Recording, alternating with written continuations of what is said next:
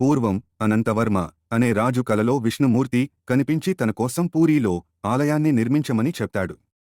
ఆలయం పూర్తి చేసిన రాజు విగ్రహం కోసం నీలాచల కొండలలో ఉన్న నీలమాధవుడి విగ్రహాన్ని గూడెం ప్రజలకు తెలవకుండా తీసుకునిపోయి ఆ గుడిలో ప్రతిష్ఠిస్తారు.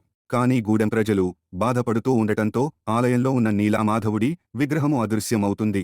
అది చూసి బాధపడిన రాజుకలలో విష్ణుమూర్తి కనిపించి శ్రీకృష్ణ అవతారంలో ఉన్న తన గుండె ఇప్పుడికి సజీవంగానే ఉందని, అది సముద్రంలో దేవదారు చెక్కగా కొట్టుకుని వచ్చి మీకు కనిపిస్తుందని ఆ చెక్కతో విగ్రహాన్ని చెక్కి ఆలయంలో ప్రతిష్ఠించమని చెప్తాడు.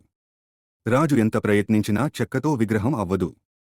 అప్పుడు దేవతల శిల్పి విష్ణుకర్మ వచ్చి తాను విగ్రహాన్ని చెక్కడానికి 21 రోజులు కావాలని, అప్పటివరకు తన గది తలుపులు ఎవరు తెరవద్దని చెబుతాడు. కాని రాజు ఆతృతతో 16వ రోజు తెరవగానే అక్కడ సగం చెక్కిన బలభద్రుడు, సుభద్ర, జగన్నాథస్వామి విగ్రహాలు ఉంటాయి.